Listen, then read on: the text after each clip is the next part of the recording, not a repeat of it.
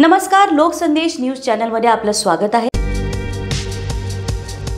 प्रशांत कोरटकरला कोल्हापूर सत्र न्यायालयाचा दिलासा, पोलिसांची विनंती फेटाळली, 17 मार्चपर्यंत अटकेपासून सुटका। संतोष देशमुख हत्याकांडातील फरार आरोपी कृष्णा आंधळे नाशिकमध्ये असल्याचा स्थानिकांचा दावा, नाशिक पोलिसांचं सर्च ऑपरेशन सुरू।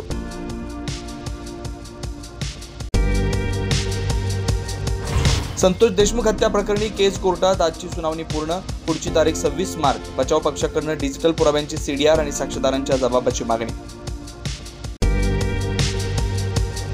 वाल्मिक कराडचे गुंड आपल्याला मारून टाकतील, हत्येच्या आदल्या दिवशी संतोष देशमुखांनी सांगितलं होतं। पत्नी अश्विनी देशमुख यांचा जबाबात दावा, विष्णू साठेंचा फोन आल्यावर देशमुखांनी व्यक्त केली। वैयक्तिक आरोप करणाऱ्या सुरेश धस यांना पक्षश्रेष्ठींनी समज द्यावी, पंकजा मुंडे यांची मागणी। तर पंकजा मुंडे यांची पक्षश्रेष्ठींकडे लेखी तक्रार करणार, सुरेश धस यांचा इशारा। सरकारने लाडक्या बहिणींना फसवल्याचा विरोधकांचा आरोप, 27 लाख बहिणींना योजनेत वगळण्याचा दावा, संतप्त विरोधकांचा सभात्याग।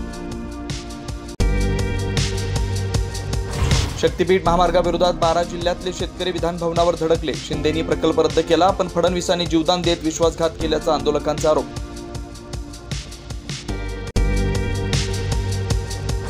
सोलापूरच्या माळशिरसमध्ये तरुणाची निर्गुण हत्या, निर्वस्त्र करून मारहाण आणि सळईचे चटके, अनैतिक संबंधातून अमानुष हत्या झाल्याचा संशय, एका तरुणीसह अल्पवयीन मुलगा ताब्यात।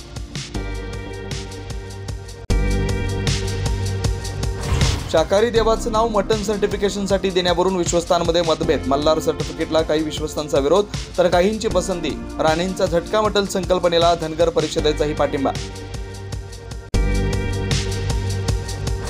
होळी, धुलीवंदन आणि रंगपंचमी निमित्तानं मुंबई पोलिसांकडून नियमावली जाहीर, पादचाऱ्यांवर रंग आणि पाण्याचे फुगे फेकल्यास कारवाई होणार। अशाच विशेष घडामोडींसाठी आमच्या YouTube चॅनलला सबस्क्राइब करा, फेसबुक पेजला लाईक करा आणि इन्स्टाला फॉलो करा।